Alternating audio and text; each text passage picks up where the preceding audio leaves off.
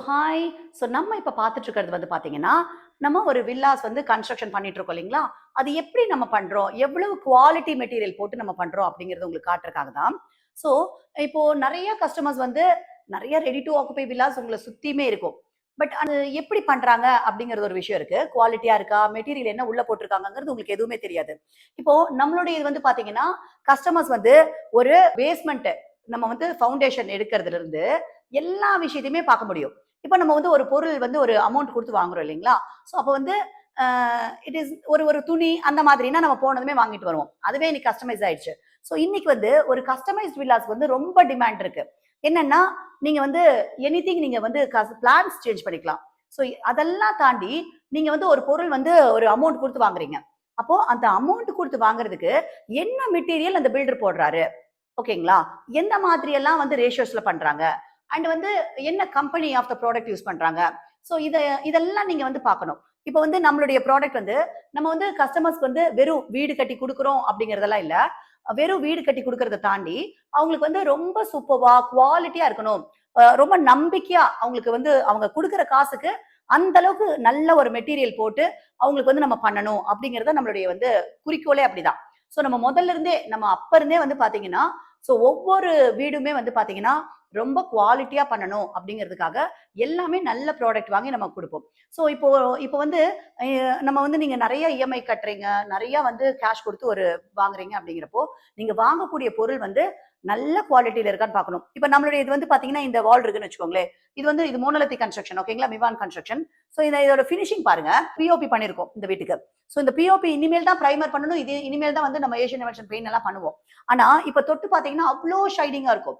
So எதுக்குன்னா, ஒவ்வொரு விஷயமே இப்ப வந்து அந்த பேஸ்மெண்ட் போட்டதுலருந்து, வந்து அந்த டைல்ஸ்லருந்து, அதுக்கப்புறம் வந்துட்டு ரூஃப் போடுறதுலருந்து, அ அண்ட் வந்து உங்களுக்கு இப்ப இது வந்து இன்டீரியர் ஒர்க் பண்ணிட்டு இருக்கோம் நம்ம. ஸோ இதுவுமே எவ்வளோ குவாலிட்டியா நம்ம பண்ணலாம் அப்படிங்கிறது மாரி தான் உங்களுக்கு எல்லாமே போயிட்டு இருக்கு. ஓகேங்களா? ஸோ நீங்க யாருகிட்ட வாங்குனாலுமே என்ன மெட்டீரியல்ஸ் யூஸ் பண்றாங்க? அதோடைய பிராண்ட் என்ன? அதுக்கப்புறம் வந்துட்டு என்ன ரேஷியோஸ் யூஸ் பண்றாங்க? எப்படி க்யூரிங் பண்றாங்க? இதெல்லாம் தான் நீங்க ரொம்ப கான்சன்ட்ரேஷன் பண்ணணும். ஸோ இன்னைக்கு வந்து பார்த்தீங்கன்னா, ஜெனரேஷன் எப்படி போயிட்டு இருக்குன்னா, they are attracted with the interiors. So interiors வந்து ரொம்ப அவங்க வால் பேப்பர் ஒட்டிடுறாங்க. இங்க வால் ஏதாவது இருந்துச்சுன்னா, வால் பேப்பர் ஒட்டிடுறாங்க. வால்ல வந்து ஏதாவது கிராக்கோ இருந்துச்சுன்னா, வால் பேப்பர் ஒட்டிடுறாங்க. ஸோ அதெல்லாம் நீங்க கான்சன்ட்ரேஷன் பண்ண வேண்டாம். இன்டீரியர் வந்து எப்ப வேணாலும் ஒருத்தர் வந்து பண்ணிக்க முடியும். ஆனா, ஒரு வீடு வந்து அந்த பேஸே வந்து ஒரு வீடு. அந்த வீடு வந்து என்ன மெட்டீரியல் இருக்கு? அது என்ன ஸ்ட்ராங்கா இருக்கா? நாளைக்கு இன்னும் 2 மாடி கட்ட முடியுமா? இதெல்லாம் தான் நீங்க பார்க்கணுமே தவிர, ஜஸ்ட் நீங்க இன்டீரியர்ல வந்து அட்ராக்ட் பண்ணி நீங்க வந்து ஒரு வீடு வாங்கிட்டீங்க அப்படின்னா, அதுக்கப்புறம் வந்துட்டு அவங்க ஏதாவது குவாலிட்டி இல்லாத மெட்டீரியல் போட்டிருந்தாங்கன்னா, அது வந்து டேமேஜ் ஆயி அது குடுக்குற செலவு வந்து பார்த்தீங்கன்னா, நீங்க நெனச்சு பார்க்க முடியாத அளவுக்கு இருக்கும். ஸோ நீங்க எதிர்பார்த்த உங்களுக்கு ஆல்ரெடி வந்து பார்த்தீங்கன்னா, இஎம்ஐ போகும். நீங்க ஆல்ரெடி ஒரு ஸ்பெண்ட் பண்ணியிருப்பீங்க. அந்த மாரி இருக்கப்ப எகைன் ஒரு செலவு வரப்போ உங்களால வந்து அந்த இடத்துல அத பேர் பண்ண முடியாது.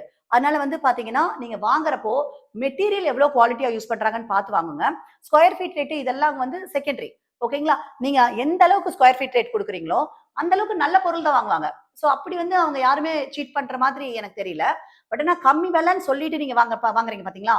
அங்க தான் நீங்க வந்து ஏமாறுறீங்க, ஏமாத்துறாங்க. அத நீங்க தெளிவா புரிஞ்சுக்கோங்க. அதனால வந்து நல்ல பொருள் குடுக்குறாங்க அப்படின்னா, அவங்க வந்து கண்டிப்பா பெஸ்ட்டான ப்ராடக்ட்ஸ் குடுப்பாங்க. குவாலிட்டியா இருக்கும். உங்களுக்கும் அந்த லைஃப் லாங் அந்த ப்ராடக்ட் வந்து நீங்க வந்து டிஸ்டர்ப் பண்ணாம அதுவும் போயிட்டுருக்கும்.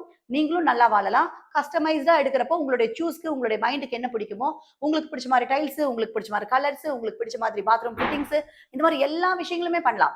ஸோ கஸ்டமைஸ்டு பிளான் வந்து எந்த பில்டர் கிட்ட குடுத்தாலுமே கஸ்டமைஸ்ட் பண்ணிக்கோங்க. அது வந்து ரொம்ப இம்பார்ட்டன்ட். அண்ட் வந்து குவாலிட்டியான மெட்டீரியல் இருக்கா அப்படிங்கிறது பாருங்க. ஓகேங்களா? Thank you.